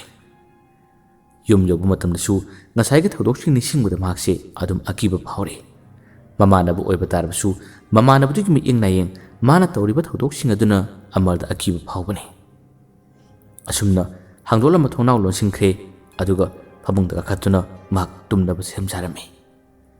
ꯉꯥꯏꯍꯥꯛꯇꯪꯒꯤ ꯃꯅꯨꯡ ꯑꯁꯤꯗ ꯀꯗꯣꯝꯗꯒꯤꯅꯣ ꯈꯪꯗꯕ ꯋꯥꯈꯜ ꯑꯃ ꯐꯥꯎꯔꯛꯈꯤ꯫ ꯀꯔꯤ ꯋꯥꯈꯜꯅꯣ ꯍꯥꯏꯕ ꯃꯇꯝ ꯑꯁꯤꯗ ꯃꯍꯥꯛꯅ ꯉꯁꯤ ꯅꯥꯎꯇꯣꯝꯕꯒꯤ ꯊꯧꯗꯣꯛ ꯑꯁꯤ ꯎꯔꯨꯔꯒ ꯃꯍꯥꯛꯅ ꯅꯥꯎꯇꯣꯝꯕ ꯃꯈꯣꯏ ꯑꯅꯤ ꯄꯨꯟꯈꯤꯕ ꯑꯃꯗꯤ ꯅꯥꯎꯇꯣꯝꯕꯅ ꯍꯟꯗꯛ ꯏꯀꯨꯏ ꯀꯨꯏꯗꯅ ꯊꯧꯗꯣꯛ ꯊꯣꯛꯈꯤꯕꯒꯤ ꯋꯥꯔꯤ ꯃꯇꯦꯛ ꯈꯔ ꯑꯃ ꯃꯥꯅ ꯅꯤꯡꯁꯤꯡꯂꯛꯈꯤ꯫ ꯃꯇꯝ ꯈꯔꯒꯤ ꯃꯃꯥꯡꯗ ꯅꯣꯡꯃ ꯅꯥꯎꯇꯣꯝꯕ ꯑꯃꯗꯤ ꯑꯃꯔ ꯃꯈꯣꯏ ꯑꯅꯤ ꯄꯨꯟꯅ ꯂꯩꯍꯥꯎ ꯆꯤꯡꯗ ꯀꯣꯏꯊꯣꯛꯂꯨꯁꯤ ꯍꯥꯏꯗꯨꯅ ꯃꯈꯣꯏ ꯑꯅꯤ ꯂꯥꯛꯈꯤꯕꯅꯤ꯫ ꯋꯥꯈꯜ ꯃꯥꯟꯅꯕ, ꯇꯧꯁꯤ ꯍꯥꯏꯕ ꯊꯕꯛꯇ ꯅꯤꯡꯍꯟꯅꯗꯕ, ꯑꯃꯅ ꯑꯃꯕꯨ ꯍꯦꯛꯇ ꯃꯇꯦꯡ ꯄꯥꯡꯅꯗꯨꯅ ꯆꯠꯅꯕ ꯑꯅꯤꯅꯤ꯫ ꯃꯈꯣꯏ ꯑꯅꯤ ꯄꯨꯟꯕꯗ ꯌꯥꯝꯅ ꯅꯨꯡꯉꯥꯏ꯫ ꯌꯥꯝꯅ ꯅꯨꯡꯉꯥꯏꯔꯤꯕꯒꯤ ꯃꯔꯝꯗꯤ ꯋꯥꯈꯜ ꯃꯥꯟꯅꯕꯒꯤꯅꯤ꯫ ꯑꯃꯅ ꯁꯤꯃ ꯇꯧꯁꯤ ꯍꯥꯏꯕꯗ ꯑꯃꯅ ꯑꯗꯨꯝ ꯇꯨꯡꯏꯜꯂꯛꯄꯤꯅꯤ꯫ ꯑꯁꯨꯝꯅ ꯂꯩꯍꯥꯎ ꯆꯤꯡꯗ ꯃꯈꯣꯏ ꯑꯅꯤ ꯂꯥꯛꯈꯤ꯫ ꯂꯩꯍꯥꯎ ꯆꯤꯡ ꯑꯁꯤ ꯃꯈꯣꯏ ꯈꯨꯟꯗꯒꯤ ꯄꯪꯂꯥꯞ ꯂꯥꯞꯄ ꯈꯨꯟ ꯅꯠꯇꯦ꯫ ꯆꯤꯡꯈꯣꯡꯃꯛꯇꯗ ꯌꯨꯝ 50 ꯇꯥꯕ ꯌꯥꯝꯅ ꯅꯨꯡꯁꯤꯕ ꯄꯤꯛꯇꯛ ꯇꯧꯕ ꯈꯨꯟ ꯃꯆꯥ ꯑꯃꯈꯛꯅꯤ꯫ ꯃꯗꯨꯒꯤ ꯆꯤꯡ ꯃꯊꯛ ꯑꯗꯣꯝꯗ ꯂꯩꯍꯥꯎ ꯄꯥꯝꯕꯤꯁꯤꯡ ꯌꯥꯝꯅ ꯍꯧꯏ ꯍꯥꯏꯗꯨꯅ ꯑꯗꯨꯝ ꯑꯍꯜ ꯂꯃꯟꯁꯤꯡꯅ ꯂꯩꯍꯥꯎ ꯆꯤꯡ ꯍꯥꯏꯗꯨꯅ ꯊꯣꯟꯕꯤꯔꯝꯕꯖꯥꯠꯅꯤ꯫ ꯑꯁꯨꯝꯅ ꯅꯥꯎꯇꯣꯝꯕꯒꯤꯗꯤ ꯃꯇꯝ ꯑꯃ ꯃꯥꯅ ꯃꯍꯩ ꯃꯁꯤꯡ ꯇꯝꯂꯤꯉꯩ ꯃꯇꯝꯗ ꯂꯩꯍꯥꯎ ꯆꯤꯡꯒꯤ ꯈꯨꯟꯗꯒꯤ ꯃꯃꯥꯟꯅꯕ ꯈꯔ ꯇꯤꯟꯅꯈꯤꯕꯁꯨ ꯂꯩꯕꯅꯤꯅ ꯂꯥꯎ ꯇꯥꯟ ꯆꯞ ꯆꯥꯔꯦ ꯆꯠꯂꯨꯁꯤ ꯍꯥꯏꯗꯨꯅ ꯃꯈꯣꯏ ꯑꯅꯤ ꯄꯨꯟꯅ ꯂꯥꯛꯈꯤꯕꯒꯤ ꯋꯥꯔꯤ ꯑꯁꯤ ꯑꯃꯔꯅ ꯃꯊꯪ ꯅꯤꯡꯁꯤꯡꯂꯛꯂꯤ꯫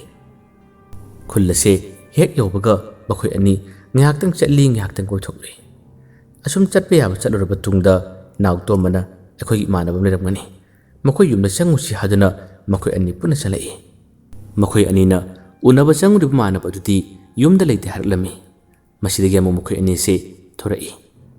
ꯑꯃꯨꯛ ꯅꯤꯡꯁꯤꯡꯂꯛꯏ, ꯃꯥ ꯂꯩꯇ꯭ꯔꯕꯁꯨ ꯏꯃꯥꯟꯅꯕꯤ ꯑꯃꯗꯤ ꯂꯩꯈꯤꯕꯅꯤ꯫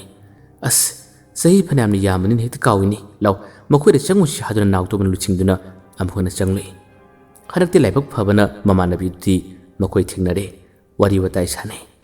ꯆꯍꯤ 5-6 ꯍꯦꯟꯅ ꯎꯅꯈꯤꯗꯕꯒꯤ ꯋꯥꯔꯤ ꯀꯌꯥ ꯑꯃ ꯂꯤꯅꯗꯨꯅ ꯉꯥꯏꯍꯥꯛꯇꯪꯁꯨ ꯅꯣꯛꯃꯤꯟꯅꯔꯤ꯫ ꯑꯁꯨꯝꯅ ꯅꯣꯛꯃꯤꯟꯅꯗꯨꯅ ꯋꯥꯔꯤ ꯋꯥꯇꯥꯏ ꯈꯔ ꯁꯥꯗꯨꯅ ꯃꯈꯣꯏ ꯂꯩꯔꯤꯉꯩ ꯃꯇꯝ ꯑꯁꯤꯗ ꯍꯦꯛ ꯊꯥꯡꯅꯕꯃꯛꯇꯗ ꯅꯨꯄꯤ ꯃꯆꯥ ꯑꯃ ꯆꯪꯈꯤꯕꯁꯦ ꯑꯃꯔꯅ ꯎꯈꯤꯕꯅꯤ꯫ ꯃꯗꯨ ꯎꯕꯗꯒꯤ ꯑꯃꯔꯁꯦ ꯃꯃꯤꯠ ꯀꯨꯞꯇꯕ ꯃꯈꯩ ꯅꯨꯄꯤꯗꯨꯒꯤ ꯆꯪꯈꯤꯕ ꯃꯥꯏꯀꯩ ꯑꯗꯣꯝꯗ ꯑꯗꯨꯝ ꯌꯦꯡꯂꯒ ꯂꯩꯔꯝꯃꯤ꯫ ꯃꯥꯒꯤ ꯃꯤꯠꯌꯦꯡ, ꯃꯥꯒꯤ ꯏꯪꯒꯤꯠ ꯑꯗꯣ ꯑꯗꯨꯝ ꯅꯥꯎꯇꯣꯝꯕꯅ ꯌꯥꯝ ꯂꯥꯏꯅ ꯈꯪꯕ ꯉꯝꯃꯤ꯫ ꯃꯈꯣꯏꯅ ꯃꯃꯥꯟꯅꯕꯤꯗꯨꯒ ꯋꯥꯔꯤ ꯈꯔ ꯁꯥꯔꯝꯂꯕ ꯇꯨꯡꯗ ꯑꯃꯨꯛ ꯍꯟꯅ ꯊꯣꯔꯛꯄ ꯃꯇꯝꯗ ꯃꯥꯒꯤ ꯃꯤꯠꯌꯦꯡ ꯑꯗꯨꯒꯤ ꯃꯇꯥꯡꯗ ꯑꯃꯔꯅ ꯅꯣꯛꯐꯦꯠ ꯇꯧꯅ ꯂꯩꯔꯤꯕꯗꯣ ꯅꯥꯎꯇꯣꯝꯕꯅ ꯋꯥꯔꯤ ꯁꯥꯔꯛꯏ꯫ Nautoma nana khalidu khangi ase hojiki imanabidugi manawnupi singthokpani nangbu kari khalino kari pamino haduna amarda lagnaba kaya ama tawbada amargi thamoina mabu yamna khoidajai habigi wari phawba sarakhi mamanaba amargi wadu tabada Nautomana nokhet tawna nangidu phagi natabra achumbra asengbra haduna wa hanga matamda amarna mayama khoidajai habigi wari singase tabada Nautomana ai sudana haige amarna su matungda su akoi toina laksi haduna wari hare Nautomana yarami asumna makhoi ani amuk tholai makhoi khun macha adugi ising chonanaba pam achobum sulai masigi makhongda nupi macha sing leisabi macha sing adum ising chokpalakni madugi mayado yausilak matamda ngasai makhoi ke thena ki bimanabi aduna makhoi gi insang napi inkhon da hobado khara pu ko hadun larukpani tanak chanana insang napi sing adu logi hadun ngyak tang ngaringi matam aduda ngasai makhai bab urudabra yengudabra Nautomana su kanagumi amakak magmamit aduna urai madu urubadagi mitpham hongkidre man uribase leisabi macha amakakni mahangna ising soktuna sakhiba matawse ubada Nautomba mikup asida mak yamna ngaujaki maksu mitpham hongdaba makhai sakta madu taba adum yelaga leikirami mamanabidu chalaktuna Nautomada insang napi piribasing ado Nautomba karimata wakhal oidre makutuna tilaw hababu magi mitpham magi maithong asidi chakriba nupi duda adum yenelarami magi mieng magi matawadu mamanabiduna ure matam kuina makhoi ani thena kitaba punkidaba tarabasu hana mamangi matamna ngihalaita punkiba kaya ama leibanina mamanabiduna mangonda kari mata koide Nautom lenghanduna he kari yenglibano hadlakna rei Nautomana nophet tawna kanano sibo hadun hangi matam asida mamanabiduna nupi du bunni yelaga khoi likai inaw nupi singni Nautomana muk makhatare mamingdi mamanabiduna hare macha thoi ko bani maram yam mok bani masak matawsu yamni ingna phajabani Nautomana aina khorum tuna laktab yadre wase phat samjilagi hek dharak bani magi wadu tabada mamanaba amarse yamna ngakna Nautomana munni yengi nuning musu phawe matamasu kuibsu nupi wari nongta sarakpa Nautomana te aduga mamanabi adusu Nautomadi yelaga loi nang harisib asengmrane matamasu kuibse nongmatasu nupi gi wari sadabanina nang haribu wase phagi sumale nang de noktabida wasam ngangba hibani mamanabidan harapku waduda Nautomana hai phagi natemi asengmani ngasi mabu ubada magi mong matawasida haifam khangdan ingonda kari kuma itil khade dum phawe ai toina laktab yarai taw chalase hayengana lakse asumna mamanabi du chalagi haramlaga hayengana lakani haduna wakan nungai amada amaramadi Nautomba chatkhibani matung tarakpada numit marini mangani se makhoi ani yam toina lakhi Nautombagina hojiki macha thoi haribu nupi duni aduga amarna ngaujaribana Nautombaga tinaribi mamanabi dugi manaw nupi singthokpi duni mamanabi dugi manaw nupi tholiba nupi dugi mamingna apinu kawi asumna amargisu Nautomana mateng pangani haire aduga Nautombagina mamanabi duda mateng pangbiyo haduna makhoise wakhan yama nungaina numit mangani tarani ase adum laame amargi paudi Nautomana pikre pau piro matung numit kharanigi matungdadi amaramadi apinu makhoi anidi yanabagi mong mataw amada lakkum tawrare adubu Nautombagidi pawase inung nungai tabadawna tawi mamanabi adunasu yamna kana nupi du wari sabani adu pawase nungai bangamdre sar bori kudumasing ase phagi tathokpugumba noksinaraga tokpugumba adum tarame masigi mong mataw sinasu Nautombada yamna khoirang langtakna bhabdo phawri Nautombagi mamanabi duna yamna kanna phana kana takhrabani adubu mamanabi duda ai yaba ngamloi ai maga khangnaba talli habi pawse pirakhrabani mamanabi dunadi Nautombada madugi pawado tamlamde karigidama adum tamlaba tarabadi wakan hena nungai khiroi haduna khanbagi de khangde matam kitang ningayo ai amutang hairaga yenge yarakpasu yaida haduna Nautombagi wakhalase phathaduna mamanabi duna thamkibani somdadi amaramadi apenu khoi anidi wari adum khara pau phonakre marak maraktasu Amarna mateng pangduna magi nusijabi nupiduda Nautomgi damakta khara mukta haibiyu nakhoigi macha thoigi wakhalda madi pungaw ngawrabani ka haduna wari sarabani abenunasu phanakana wari sai adubu sarbu wari khudimsing ase aremda dum takhi nungai to pau sing ase makhoina Nautomna ningsinamta sakide Nautomgi puning thawale yarak piyaida matam kitang ngai ki saduna makhoina mabu phathaduna themduna thamki Nautomadi nupi dasu nuksi pakpa haigandaba nupi lumba nupi sangba habse mangunat pakpak doroktabani man nuksi jaba mana khoida jabse Amarna suning matungan pami masimanasu magi wakhan nungai tanaba magi awaba phaudanaba haduna themaga thamlibani macha thoigi nungai to pau kaya se makhoina amata tamde yarakhinida haduna adum thembani mamanabi sing mathang adum macha thoida pau ase lep leitana pibajani adubu nungai pau sungta taraktre mamanabi sing adunasu Nautomabu themba kaya ama tawbduna soidanamaki macha thone mabu yarakhini habagi nungai bu wakhal amada adum lae mana nungai diba haraudi kaya se Amardi loina khangi macha thoigi pirakiba pau singdi Amardi loina taribani adubu haidoktabani koidingai nuksinadingai matamda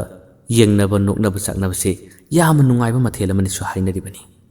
masimagni Nautomada phawriba Amargidi yamna toina magi nusinabi apenu ko wari sanai adubu Nautomasu nongmuna tak nongmadi maga macha thoi ko wari sanagani habigi asada ma yam nungai jari marakta mahakna mamanaba Amardai aisu nongmadi maga wari sanaba phangakadra nanga apenu ko phaminaduna wari sanabado aisu macha thoi ko phaminaduna wari saba phangadra khangdeda phangadra phangloidra amuksu phanglatkani hana thajai amuksu phangdo mandeda nungai tabwa kaya su hai nungai bwa kaya su hai kariguma mana nuksi haraba ai ga haining ba kaya se mangonda loina haini mangonda loina tamni Nautomna sumna yama nungai bwa kaya ama liriba sariba kaya si ubada Amar yama nungaramde haidokla sira haduna sumakse khallibani aduba haidokte mamanabasigi mutteki haduna haidabani tamningna haigi haduna di khalle amuksu Nautomna yama toina haibuwani ase mamanabising suman hai aduga Amarasu hai karigumba macha thoina ibu nuksige nangi sajatta nangi nongna tawda asi hongdo u asi taw asi semdo u ka aduna wayam haraba aidi manabi nuksini harabadi ai lona tawni ai lona semdokani habase mana yama toina haibuwani Amarasu hairi aduga maga toina pullibi mamanabi adusu mana hai macha thoina ibu nuksini habatarabadi aina ngamoidaba thabak karimata leite mana asima taw asima chalo haba khutima ai loina ngamuni habasi adum hai makhoigi lekaigi atopa mamanabi khara amasu adum Nautomaga wari khara dum sanarabani makhoida su mateng khara pangnaba haduna kaunaribani ngangnaribani asumna matam khari mamangna thokhiba Amaramadi Nautomagi makhoi anina koiba lakhibagi wari kaya se Amar pothadaba makhai niksingkhibani masigi matung ikui koidana nongma khudong thiba numit amada Nautomase layok tinok tobagi muang amada suma laikan nakibani karamna oikibano karamma thokiba thodokna habadi Amar chapchana niksingmangamdabani numit ase makhoi ani punkidaba numit amada thokiba thodokni wakhan kharachi khalamlaga Amar adum pothakre mahak tumkre thaudo asimakti asumna oikibani nongma mamanabi singda Nautomani yama toina sakhiba lekhi wari singase mamanabi singda dunasu macha thoida tamki macha thoi nangi nuksibada amado ngaure nangi asenga pakhumsu nangni yade ta dum hai adubu mahakti nangni yagani haduna dum ngarik leiri magi matause akhoi yengma ngamde mana hariba nangnabu manuksini harabadi mana ngamoidaba karimata leite nangna sitaw asima pangtho haiba khudimsing ado loina ngamni hai khangde kharadi mase wachak chat misu mali haduna Nautomagi mong mato odu nuksiba mamanabi singna macha thoida pau tamki macha thoi pau singdo tabada adum noi magidi nokpana magi mathawni yamna singbi macha thoini macha thoina mamanabi sing adugi wadu taraba tungda macha thoina hai nupagi tane do नुपा ओइबगी हौनबनी मानबु यारदी अई अदु ngamni adu tawni habasi nupa gi tani oroi paroi dabani ngamsu ngamoidabada haduna adum hai madugi pawdo mamane bi sing aduna su patangi numit amada mu adum tamgani nautomana mana harapu kuti musing ado ai ngamni mana sitaw habado ai ngamni habase toina dum harami wasakdaga phawba nautomana haiki matangi numinini humni gi matungdadi macha thoina mamane bi sing aduna toina haribu wa kaya sida mahangna pathatuna khumlubani mane bi yamunuksi aigi damakta karimata tawba ngamoidaba leite habado ꯑꯩꯈꯣꯏꯒꯤ ꯁꯤꯡ ꯃꯅꯨꯡ ꯆꯪꯁꯤꯜꯂꯒ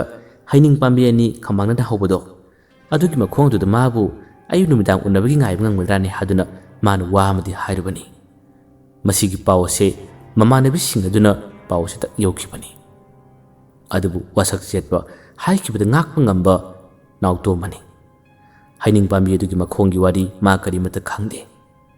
ꯃꯃꯥꯟꯅꯕꯤ ꯑꯃꯅ ꯅꯥꯎꯇꯣꯝꯕꯗ ꯁꯥꯈꯤꯕ ꯋꯥꯔꯤ ꯑꯗꯨ ꯅꯥꯎꯇꯣꯝꯕꯅ ꯂꯨꯝꯅ ꯈꯟꯈꯤꯕꯅꯤ ꯃꯆꯥ ꯊꯣꯏꯅ ꯍꯥꯏꯔꯤꯕ ꯃꯥꯕꯨ ꯊꯃꯣꯏ ꯁꯦꯡꯅ ꯅꯨꯡꯁꯤꯕ ꯇꯥꯔꯕꯗꯤ ꯑꯩꯈꯣꯏꯒꯤ ꯈꯨꯜ ꯑꯁꯤꯒꯤ ꯑꯁꯣꯝ ꯃꯅꯨꯡ ꯆꯪꯁꯤꯟꯈ꯭ꯔꯒ ꯍꯩꯅꯤꯡ ꯄꯥꯝꯕꯤ ꯑꯅꯤꯈꯛ ꯍꯧꯔꯤ ꯃꯗꯨꯒꯤ ꯃꯈꯣꯡꯗ ꯅꯨꯃꯤꯗꯥꯡ ꯐꯥꯎꯕ ꯃꯥꯕꯨ ꯉꯥꯏꯕ ꯉꯝꯕ ꯇꯥꯔꯕꯗꯤ ꯁꯣꯏꯗꯅꯃꯛꯀꯤ ꯃꯥꯅ ꯌꯥꯒꯅꯤ ꯍꯥꯏꯗꯨꯅ ꯄꯥꯎ ꯍꯥꯏꯔꯛꯏ ꯃꯁꯤꯒꯤ ꯄꯥꯎ ꯑꯁꯤ ꯇꯥꯈꯤꯕꯁꯤꯅꯅꯤ ꯅꯥꯎꯇꯣꯝꯕꯗ ꯍꯦꯟꯅ ꯏꯅꯣꯠ ꯀꯥꯔꯤꯕ ꯑꯐ ꯐꯠꯇ ꯆꯤꯡꯅꯨꯡ ꯑꯁꯤꯒꯤ ꯃꯅꯨꯡ ꯆꯪꯁꯤꯜꯂꯒ ꯍꯩꯅꯤꯡ ꯄꯥꯝꯕꯤ ꯍꯧꯔꯤꯕꯗꯨꯒꯤ ꯃꯈꯣꯡꯗ ꯀꯔꯤ ꯂꯩꯕ ꯀꯔꯤ ꯊꯣꯛꯄ ꯃꯃꯥꯡꯒꯤ ꯋꯥꯔꯤꯁꯤꯡ ꯑꯍꯜ ꯂꯃꯟꯁꯤꯡꯅ ꯀꯔꯤ ꯍꯥꯏꯅꯔꯝꯕ ꯃꯥ ꯀꯔꯤꯃꯠꯇ ꯈꯪꯈꯤꯗꯦ ꯑꯗꯨꯕꯨ ꯃꯃꯥꯟꯅꯕꯤꯒꯤ ꯋꯥ ꯑꯗꯨꯕꯨ ꯌꯥꯝꯅ ꯂꯨꯝꯅ ꯂꯧꯈꯤꯕ ꯑꯃꯗꯤ ꯃꯆꯥ ꯊꯣꯏꯅ ꯃꯥꯕꯨ ꯅꯨꯡꯁꯤ ꯍꯥꯏꯒꯅꯤ ꯌꯥꯒꯅꯤ ꯍꯥꯏꯕꯒꯤ ꯄꯥꯎ ꯑꯁꯤꯅ ꯍꯦꯟꯅ ꯂꯨꯝꯅ ꯂꯧꯈꯤꯕ ꯀꯌꯥ ꯑꯁꯤꯅ ꯉꯁꯤꯗꯤ ꯑꯐꯕꯇ ꯀꯔꯤꯃꯠꯇ ꯈꯟꯊꯗꯅ ꯅꯥꯎꯇꯣꯝꯕ ꯍꯩꯅꯤꯡ ꯄꯥꯝꯕꯤ ꯑꯗꯨꯒꯤ ꯃꯈꯣꯡꯃꯛꯇꯗ ꯅꯨꯡꯊꯤꯟꯒꯤ ꯃꯇꯝꯗꯒꯤ ꯂꯥꯛꯈꯤꯕꯗꯨꯅ ꯅꯨꯃꯤꯗꯥꯡꯒꯤ ꯃꯇꯝ ꯐꯥꯎꯕ ꯃꯍꯥꯛꯁꯦ ꯃꯆꯥ ꯊꯣꯏꯕꯨ ꯉꯥꯏꯔꯤꯕꯅꯤ ꯃꯍꯥꯛ ꯁꯣꯏꯗꯅꯃꯛꯀꯤ ꯂꯥꯛꯄ ꯌꯥꯏ ꯍꯥꯏꯗꯨꯅ ꯃꯃꯥꯟꯅꯕꯤꯁꯤꯡ ꯑꯗꯨꯅ ꯍꯥꯏꯔꯝꯕ ꯋꯥ ꯑꯗꯨꯕꯨ ꯉꯥꯛꯇꯨꯅ ꯃꯥꯅ ꯉꯥꯏꯈꯤꯕꯅꯤ ꯅꯨꯃꯤꯠ ꯑꯁꯦ ꯃꯥꯅ ꯃꯥꯒꯤ ꯃꯃꯥꯟꯅꯕ ꯑꯃꯔ ꯀꯧꯈꯤꯕ ꯂꯩꯇꯦ ꯑꯃꯔ ꯃꯈꯣꯏ ꯑꯅꯤ ꯄꯥꯎ ꯐꯥꯎꯅꯈꯤꯗꯦ ꯍꯔꯥꯎꯕ ꯍꯦꯟꯈꯤꯕ ꯀꯌꯥ ꯑꯁꯤꯅ ꯃꯍꯥꯛ ꯃꯇꯣꯝꯇ ꯂꯥꯛꯈꯤꯕꯅꯤ ꯑꯁꯨꯝꯅ ꯃꯇꯝ ꯑꯁꯦ ꯑꯗꯨꯝ ꯊꯦꯡꯖꯤꯜꯂꯛꯈꯤ ꯃꯤ ꯄꯣꯡ ꯀꯅꯥꯒꯨꯝꯕ ꯑꯃꯗꯒꯤ ꯂꯥꯝꯅ ꯇꯥꯔꯝꯕ ꯈꯣꯟꯖꯦꯜꯁꯤꯡ ꯇꯥꯈꯤꯗ꯭ꯔꯕꯅꯤ ꯍꯧꯖꯤꯛꯇꯤ ꯃꯅꯨꯡ ꯆꯪꯁꯤꯟꯈ꯭ꯔꯒ ꯆꯤꯡꯈꯣꯡ ꯑꯗꯨꯒꯤ ꯑꯣꯏꯕ ꯇꯤꯟ ꯀꯥꯡ ꯀꯌꯥ ꯑꯃꯒꯤ ꯈꯣꯟꯖꯦꯜꯁꯤꯡ ꯑꯗꯨꯝ ꯇꯥꯕ ꯍꯧꯔꯛꯂꯕꯅꯤ ꯅꯥꯎꯇꯣꯝꯕ ꯀꯔꯤꯃꯠꯇ ꯈꯟꯗꯦ ꯃꯈꯣꯏꯅ ꯍꯥꯏꯔꯤꯁꯤꯕꯨ ꯃꯥꯕꯨ ꯇꯁꯦꯡꯅ ꯂꯥꯛꯀꯗ꯭ꯔꯥꯅꯦ ꯑꯩꯕꯨ ꯃꯇꯝꯗꯤ ꯐꯅꯌꯥꯝ ꯊꯦꯡꯅꯁꯦ ꯅꯨꯡꯊꯤꯟꯗꯒꯤ ꯅꯨꯃꯤꯗꯥꯡ ꯐꯥꯎꯕ ꯉꯥꯏꯕꯅꯤ ꯑꯗꯨꯕꯨ ꯍꯧꯖꯤꯛ ꯄꯨꯡ 9-10 ꯇꯥꯔꯛꯂꯕ ꯃꯇꯝ ꯐꯥꯎꯕꯗ ꯂꯥꯛꯇ꯭ꯔꯤꯁꯤꯕꯨ ꯑꯩꯉꯣꯟꯗ ꯂꯛꯅꯔꯤꯕ꯭ꯔꯥꯅꯦ ꯑꯩꯉꯣꯟꯗ ꯁꯥꯟꯅꯔꯤꯕ꯭ꯔꯥꯅꯦ ꯑꯁ ꯀꯃꯥꯏ ꯇꯧꯅꯤ ꯑꯩꯕꯨ ꯍꯜꯂꯁꯤꯔꯥꯅꯦ ꯋꯥꯁꯛꯇꯤ ꯌꯥꯝꯅ ꯆꯦꯠꯆꯕ ꯉꯥꯡꯈꯤꯕ ꯋꯥꯕꯨ ꯉꯥꯛꯄ ꯉꯝꯕ ꯅꯥꯎꯇꯣꯝꯕꯅꯤ ꯍꯣꯏꯗ ꯂꯩꯒꯦꯗ ꯃꯍꯥꯛꯁꯨ ꯑꯩꯁꯤ ꯆꯠꯄ꯭ꯔꯥ ꯆꯠꯇꯕ꯭ꯔꯥ ꯍꯥꯏꯗꯨꯅ ꯂꯣꯟꯅ ꯌꯦꯡꯉꯝꯕꯁꯨ ꯌꯥꯏ ꯑꯩ ꯅꯨꯄꯥꯅꯤ ꯑꯩ ꯉꯥꯛꯀꯅꯤ ꯑꯩ ꯉꯥꯏꯒꯅꯤ ꯍꯥꯏꯗꯨꯅ ꯅꯥꯎꯇꯣꯝꯕꯁꯦ ꯑꯗꯨꯝ ꯉꯥꯏꯔꯒ ꯂꯩꯈꯤꯔꯝꯃꯤ ꯑꯁꯨꯝꯅ ꯄꯨꯡ 10ꯗꯒꯤ 13 ꯃꯈꯥꯏꯔꯣꯝ ꯇꯥꯔꯛꯄ ꯃꯇꯝ ꯑꯁꯤꯗꯅꯤ ꯌꯥꯝꯅ ꯁꯥꯊꯤꯔꯕ ꯍꯩꯅꯗꯕ ꯊꯧꯗꯣꯛ ꯀꯌꯥ ꯑꯃ ꯊꯣꯛꯄ ꯍꯧꯔꯛꯏ ꯍꯧꯔꯤꯕ ꯍꯩꯅꯤꯡ ꯄꯥꯝꯕꯤ ꯑꯅꯤ ꯑꯁꯤꯒꯤ ꯋꯥꯔꯤ ꯅꯥꯎꯇꯣꯝꯕ ꯀꯔꯤꯃꯠꯇ ꯈꯪꯗꯕꯅꯤ ꯃꯃꯥꯡꯉꯩꯗ ꯑꯍꯜ ꯂꯃꯟꯁꯤꯡꯅꯁꯨ ꯌꯥꯝꯅ ꯍꯥꯏꯅꯔꯝꯕ ꯌꯥꯝꯅ ꯇꯝꯊꯤ ꯌꯥꯝꯅ ꯁꯥꯊꯤ ꯍꯥꯏꯅꯔꯤꯕ ꯃꯐꯝ ꯑꯁꯤꯃꯛꯅꯤ ꯃꯐꯝ ꯑꯁꯤꯗ ꯃꯤꯑꯣꯏ ꯀꯌꯥ ꯑꯃ ꯍꯩꯅꯤꯡ ꯄꯥꯝꯕꯤ ꯍꯧꯔꯤꯕꯁꯤꯗ ꯑꯗꯨꯝ ꯊꯧꯔꯤ ꯌꯥꯟꯗꯨꯅ ꯁꯤꯈꯤꯕ ꯃꯃꯥꯡꯗ ꯀꯌꯥ ꯑꯃ ꯌꯥꯎꯈ꯭ꯔꯕꯅꯤ ꯎ ꯑꯁꯦ ꯌꯥꯟꯒꯦ ꯍꯥꯏꯗꯨꯅ ꯐꯥꯎꯕ ꯍꯣꯠꯅꯔꯨꯔꯕꯅꯤ ꯑꯗꯨꯕꯨ ꯑꯈꯪ ꯑꯍꯩ ꯑꯃꯥꯏꯕꯁꯤꯡꯅ ꯎ ꯑꯁꯦ ꯌꯥꯟꯐꯗꯦ ꯃꯁꯤ ꯌꯥꯟꯕ ꯌꯥꯗꯦ ꯂꯥꯏꯒꯤ ꯋꯥꯌꯦꯜ ꯂꯩ ꯍꯥꯏꯕ ꯋꯥ ꯀꯌꯥ ꯑꯃꯁꯨ ꯂꯩꯈꯤꯕꯅꯤ ꯃꯁꯤꯃꯅ ꯎ ꯑꯁꯦ ꯌꯥꯟꯗꯅ ꯊꯝꯕꯅꯤ ꯃꯐꯝ ꯑꯁꯤꯗ ꯃꯃꯥꯡ ꯊꯛꯇ ꯃꯤꯑꯣꯏ ꯀꯌꯥ ꯂꯥꯌꯣꯛ ꯇꯤꯅꯣꯛ ꯇꯧꯕ ꯀꯌꯥ ꯑꯃꯁꯨ ꯌꯥꯎꯈ꯭ꯔꯕꯅꯤ ꯉꯁꯤꯅ ꯑꯃꯨꯛ ꯅꯥꯎꯇꯣꯝꯕꯒꯤ ꯅꯨꯃꯤꯠ ꯇꯥꯔꯔꯦ ꯃꯃꯥꯟꯅꯕꯤꯁꯤꯡ ꯑꯗꯨꯁꯨ ꯉꯥꯎꯔꯤꯕ꯭ꯔꯥ ꯃꯈꯣꯏꯅ ꯃꯤꯉꯣꯟꯗꯕꯨ ꯐꯥꯒꯤꯅꯤ ꯍꯥꯏꯗꯨꯅ ꯑꯁꯨꯝꯅ ꯆꯪꯕ ꯉꯝꯗꯕ ꯆꯪꯕ ꯌꯥꯗꯕ ꯂꯝꯕꯤꯗ ꯀꯔꯤꯒꯤ ꯆꯪꯉꯨ ꯍꯥꯏꯔꯤꯕꯅꯣ ꯌꯦꯡꯉꯨ ꯃꯤꯑꯣꯏꯕ ꯍꯥꯏꯕꯁꯦ ꯀꯌꯥꯗ ꯉꯛꯂꯤꯕꯅꯣ ꯀꯔꯤꯃꯠꯇ ꯈꯪꯖꯗꯕ ꯅꯥꯎꯇꯣꯝꯕꯗꯤ ꯍꯧꯖꯤꯛ ꯐꯥꯎꯕ ꯃꯍꯥꯛ ꯉꯥꯏꯔꯤ ꯑꯁꯨꯝꯅ ꯃꯥꯅ ꯉꯥꯏꯔꯒ ꯂꯩꯔꯤꯉꯩ ꯃꯇꯝ ꯑꯁꯤꯗꯅꯤ ꯃꯥꯅ ꯍꯦꯛ ꯉꯥꯊꯔꯒ ꯂꯩꯔꯤꯕ ꯃꯥꯅ ꯐꯝꯂꯤꯕ ꯍꯩꯅꯤꯡ ꯄꯥꯝꯕꯤ ꯑꯁꯤꯒꯤ ꯃꯔꯨꯝꯗꯒꯤ ꯇꯞꯅ ꯅꯥꯎꯇꯣꯝꯕꯒꯤ ꯃꯁꯥꯗ ꯃꯥꯒꯤ ꯃꯃꯥꯏꯗ ꯈꯨꯠ ꯑꯃꯅ ꯅꯥꯟꯕ ꯍꯧꯔꯛꯈꯤ ꯃꯇꯝꯅꯒ ꯊꯦꯡꯖꯤꯜꯂꯛꯄꯅꯤ ꯀꯤꯅꯒ ꯈꯔ ꯀꯤꯔꯛꯄꯅꯤ ꯑꯗꯨꯝꯅ इखंग खंगदना खुल अमन खंगनान नालक मतमदी नाउतो मसे खंग खंग इमा लावे मागे मकुदसु तोसलाट मचा म पाइ तोसलाट तुरपित कापसिन मतमदा मुसुक मुर सक्तम मखक अदुम उररे सक्तम मसे मागे मनाक तम तम नसिले नाउतोंब कीदुना कन लावी नंग कनानो चलकनो हादुन मागसे maning handuna sienaba honai adabu chenaba honai habadu mangai atheng ahingi matam ase nautomba yamna waki satina otkiba satina naikiba ahinga ma habado oikirami magai kudimaktagi akibana magi masapa muthumatki akibi yamni henkibana magi masase wabana su kaino matauki yam satina sumhakpu laknabiki asomti kari kamdori haba matam asida numidangi matamda nautombagi machan nupi amadi mamana nautomba halaktre haduna yamna wana ngai kibani thi kibani makoina amarda phau pau piduna nautomba thingnaramra maga pulamra yumda halaktre haduna pau pibadagi amarsu nautomba thibi yaukibani adabu numit asida nautomba thiba phangkhidabani nautomana somda yamna wana saina khangle chan chana sana mapi maron siga makai mak ko chen cheli yengbud akibagi saktam moiraba karino khangdaba saktam singna mabu koitan taduna mabu namnaba mabu hanaba honai haining pami makhong dudagi chen thorakuduna hojikti asom nakalamna chengkhibana labuk mapa adu yorabani labuk adomdani mahak yamna wana khangkiba mapi maron pungse sagaire mahak tasenamak laina namba habadu oire yamna wana mahak se asumna singmai adugi asom onthabida lau unaba lau leiba laupa adomdani mahangna taraga wantharaga leikiba asomdana nongalaka matamda nautomasi mangkhre haduna koiti thinari amada pawse pungang hangnari moibung mukhongdana kausira kadaida karam tona thisigi haduna wa kaya ama khanari amarsu mamanaba kaya amada paw mathang hangduna nautom uramna hangi adubu kana amatana mabu ui mabu khangi habse hairakidri ayuki matamda jinglomda lau suba chatpa mi amana laiba khek phaba tanjana ruba haiba tare nautomana adumna machinda kongon kharagar kari tawduna mana taaduna leramna mong matawase nupaduna urare madu ubadagi mahagna manakta lau surma mi amadasu kanna lauduna paw pirare aduga makhoi anihum changduna mateng pangduna nautomabu mayum tamna puraga lakhi yumda adumna puraga lakku matawodu ubada mama amati machanupi kokchaubi kare aduga amar sungakpana kaino matawre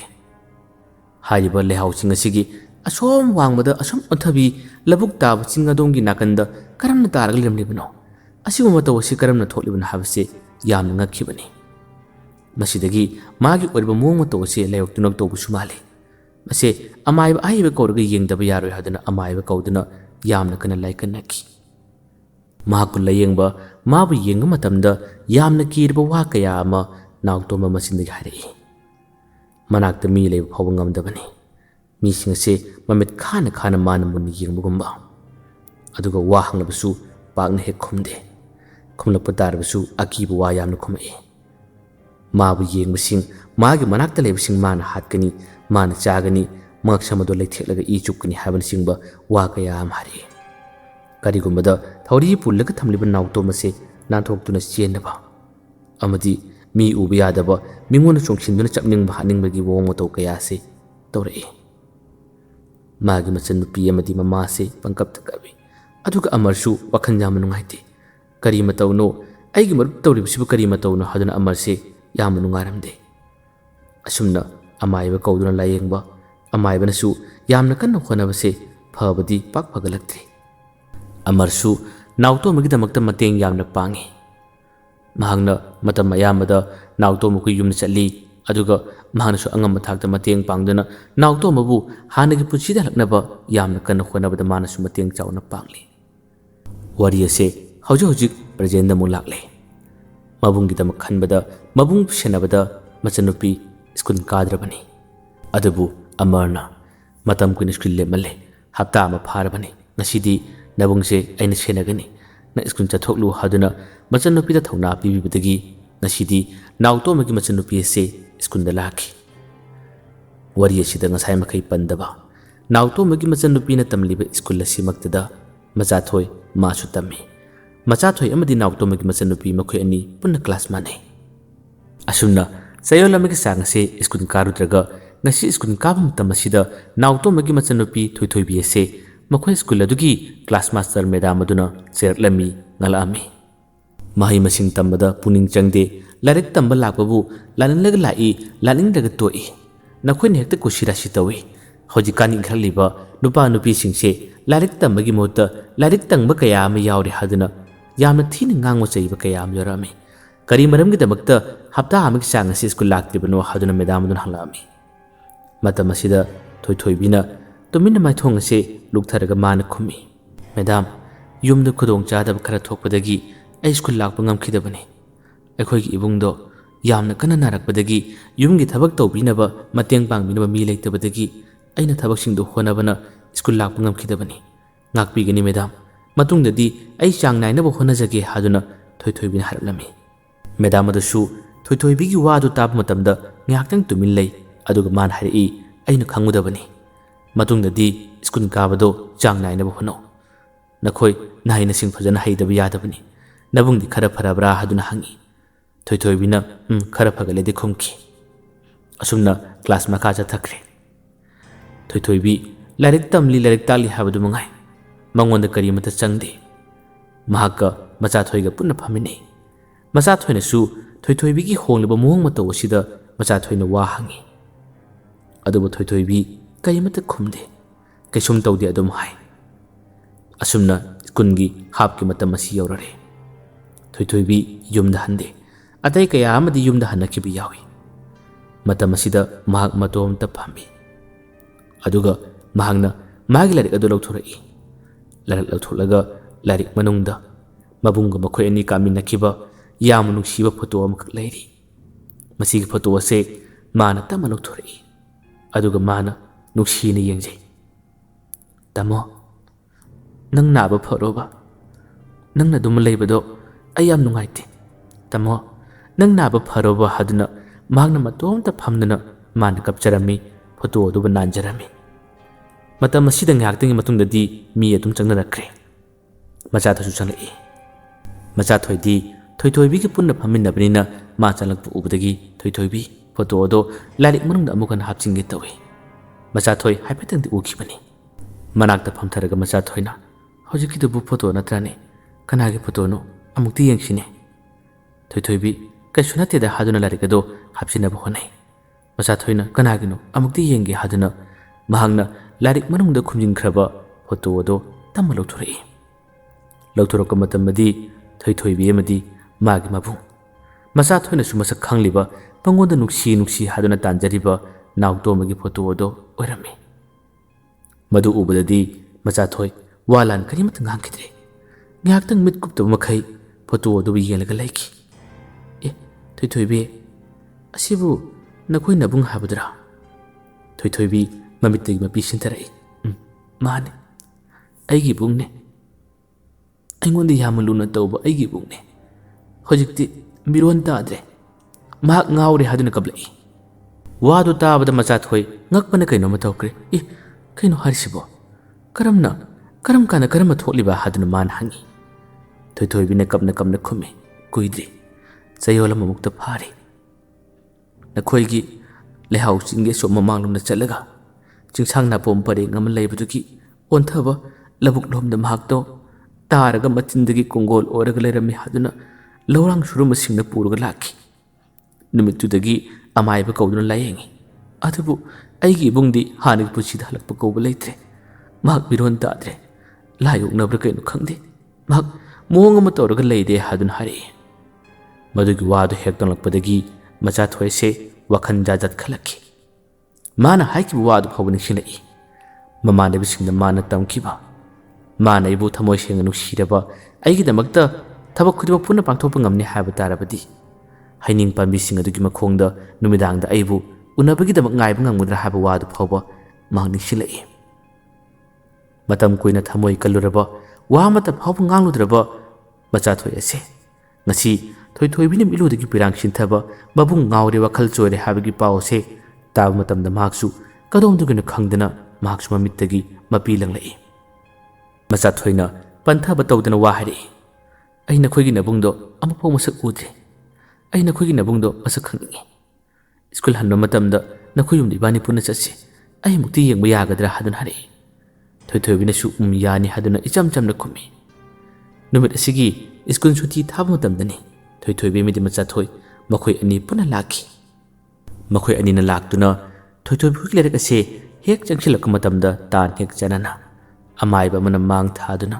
tungda angawbagi matawgum nautomana makhong ase